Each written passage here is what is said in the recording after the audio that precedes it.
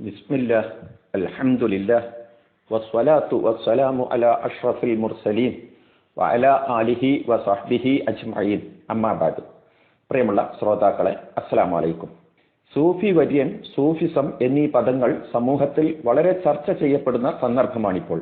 സൂഫി വര്യനെ കാണുക, അദ്ദേഹത്തെ തൊടുക, മുത്തുക, അദ്ദേഹത്തിന്റെ കൂടെ കഴിയുക, അദ്ദേഹത്തിന്റെ പ്രാർത്ഥനയിൽ സംബന്ധിക്കുക തുടങ്ങിയവയെല്ലാം പുണ്യവും ജീവിത സൗഭാഗ്യവുമായി ഗണിക്കപ്പെടുന്നു. ഇസ്ലാമിന്റെ ആത്മീയ ധാരയായിട്ടാണ് സൂഫിസത്തെ പരിചയപ്പെടുത്താറുള്ളത്. എന്നാൽ പ്രവാചകൻ സല്ലല്ലാഹു അലൈഹി വസല്ലമിന്റെ കാലത്തോ സ്വഹാബത്തിന്റെ കാലത്തോ താബീകളുടെ കാലത്തോ സൂഫിസം എന്ന ചിന്താധാര ഉണ്ടായിരുന്നില്ല. അവർക്ക് ശേഷം വന്ന ചില സന്യാസ മനസ്ഥിതിക്കാർ തങ്ങളുടെ ഐഹിക വിരക്തി പ്രകടിപ്പിക്കാനായി പരുത്തി വസ്ത്രമണിഞ്ഞ് നടക്കാൻ തുടങ്ങി. അങ്ങനെയാണ് പരുത്തി വസ്ത്രത്തിന്റെ ആളുകൾ എന്ന അർത്ഥത്തിൽ അവർ സൂഫികൾ എന്നറിയപ്പെടാൻ തുടങ്ങിയത്. ഖുർആനും സുന്നത്തും പഠിപ്പിക്കുന്ന വിശ്വാസ കർമ്മങ്ങൾക്ക് സമാന്തരമായി സ്വയംകൃത വിശ്വാസങ്ങളും ആചാരങ്ങളും ഉൾക്കൊള്ളുന്നവയാണ് ഈ സൂഫി സംഘങ്ങൾ. ഉദാഹരണമായി, സൂഫിസത്തിൽ അള്ളാഹുവിനെ കുറിച്ചുള്ള കാഴ്ചപ്പാട് വളരെ വികലമാണ്. അവരിൽ ഒരു വിഭാഗം അവതാര സങ്കല്പം, ഹുലൂൽ വാദം വെച്ച് പുലർത്തുന്നവരാണ്. ഇന്ത്യൻ മതങ്ങളിൽ നിന്നും ജൂത ക്രിസ്തീയ സങ്കല്പങ്ങളിൽ നിന്നും ഗ്രീക്ക് ഫിലോസഫിയിൽ നിന്നും കടമെടുത്തതാണ് സൂഫികളുടെ അവതാര സങ്കല്പം. അള്ളാഹു മനുഷ്യരിൽ അവതരിക്കുമെന്നും അങ്ങനെ അള്ളാഹുവിന്റെ ആത്മാവ് ഒരാളിൽ അവതരിച്ചു കഴിഞ്ഞാൽ പിന്നെ അയാൾ ഉദ്ദേശിക്കുന്നതൊക്കെ സംഭവിക്കുന്നു, അവന്റെ എല്ലാ പ്രവർത്തനങ്ങളും അള്ളാഹുവിന്റെ പ്രവർത്തനമായി മാറുകയും ചെയ്യുന്നു. സൂഫികളുടെ ഈ അവതാര സങ്കല്പം ആസൂത്രിതമായും നിഗൂഢമായും മുസ്ലിങ്ങളിൽ പ്രചരിപ്പിച്ചത് അല്ലാജി എന്ന പേരിലറിയപ്പെടുന്ന അൽ ഹുസൈൻ ബിൻ മൻസൂർ ആണ്. അദ്ദേഹം തന്റെ ശിഷ്യന് എഴുതിയ കത്തിന്റെ തലവാചകം ഇങ്ങനെയാണ്: മിൻ ഇലാഹുവ ഹുവ റബ്ബുൽ അർബാബിൽ മുതസവ്വരി ഫീ കുല്ലി സൂറത്തിൻ ഇലാ അബ്ദിഹി ഫുലാൻ. റബ്ബുകളുടെ റബ്ബായ എല്ലാ രൂപങ്ങളിലും രൂപാന്തരപ്പെടുന്ന ഒരാൾ തന്റെ അടിമക്ക് എഴുതുന്നത്. ഇദ്ദേഹത്തെ പോലെ മറ്റൊരു അവതാരവാദിയായ അബൂ യസീദുൽ ബിസ്താമി എന്ന് പറയുന്ന സൂഫി, അദ്ദേഹം ഒരു പട്ടണത്തിൽ പ്രവേശിച്ചു. അദ്ദേഹത്തെ ദർശിക്കുന്നതിന് വേണ്ടി ധാരാളം ആളുകൾ വന്നു.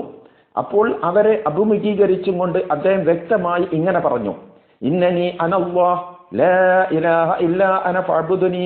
തീർച്ചയായും ഞാൻ തന്നെയാണ് അല്ലാഹു, ഞാനല്ലാതെ മറ്റൊരു ഇലാഹുമില്ല, അതുകൊണ്ട് നിങ്ങളെല്ലാം എന്നെ ആരാധിക്കുക.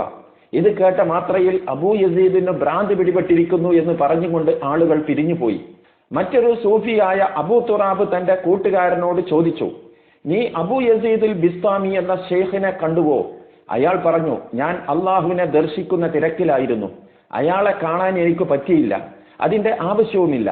അപ്പോൾ അബൂ തുറാബ് പറഞ്ഞു: നിനക്കു നാശം, ഇലാഹി ദർശനം നിന്നെ വഞ്ചനയിൽ അകപ്പെടുത്തിയോ? അബൂ യസീദുൽ ബിസ്താമിയെ ഒരു പ്രാവശ്യം ദർശിക്കുന്നത് അള്ളാഹുവിനെ 70 പ്രാവശ്യം ദർശിക്കുന്നതിനേക്കാൾ ഉപകാരപ്രദമാണ്. സഹോദരന്മാരെ, അള്ളാഹു സൃഷ്ടാവും സംരക്ഷകനും നിയന്താവുമാണ്. അവനെപ്പോലെ മറ്റൊരു ശക്തിയും വസ്തുവുമില്ല. അവൻ എല്ലാം കേൾക്കുന്നവനും കാണുന്നവനും അറിയുന്നവനുമാണ്. ആദ്യവും അന്ത്യവും ഇല്ലാത്തവനും സ്വയം നിലനിൽക്കുന്നവനുമാണ്. എല്ലാം അവനെ ആശ്രയിക്കുന്നു, അവൻ ആരെയും ആശ്രയിക്കുന്നില്ല. സൃഷ്ടികൾക്കില്ലാത്ത ഈ വിശേഷണങ്ങളെല്ലാമുള്ള അള്ളാഹു മാത്രമാണ് ആരാധനക്കർഹൻ. ഇതാണ് മുസ്ലിങ്ങളുടെ വിശ്വാസം. ലൈസ കമിസ്ലിഹി ശൈഅൻ, അവന് സദൃശ്യമായി യാതൊന്നും തന്നെയില്ല.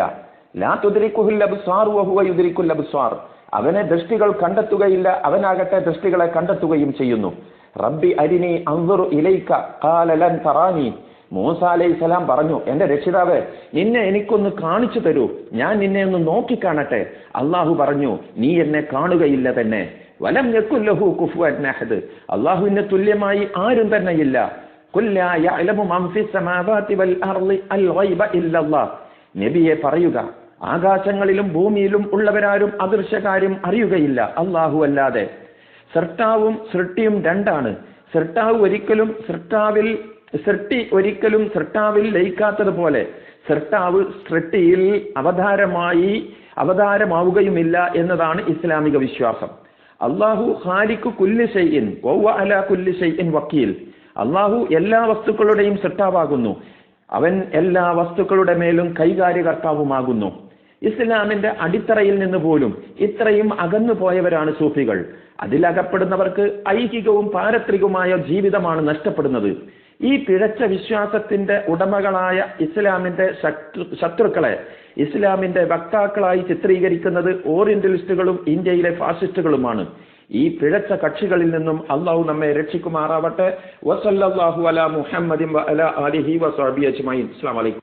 വിസ്ഡം ഗ്ലോബൽ ഇസ്ലാമിക് മിഷൻ അവതരിപ്പിക്കുന്നു അറിവിനൊപ്പം തിരിച്ചറിവ് നേർവഴി, ഒരു ഓൺലൈൻ പഠന സംരംഭം. എല്ലാ ദിവസവും ഏതാനും മിനിറ്റുകൾ സാമൂഹിക, വൈയക്തിക, കുടുംബരംഗങ്ങളെ വിശകലന വിധേയമാക്കുന്നു. അറിയുക, അറിയിക്കുക.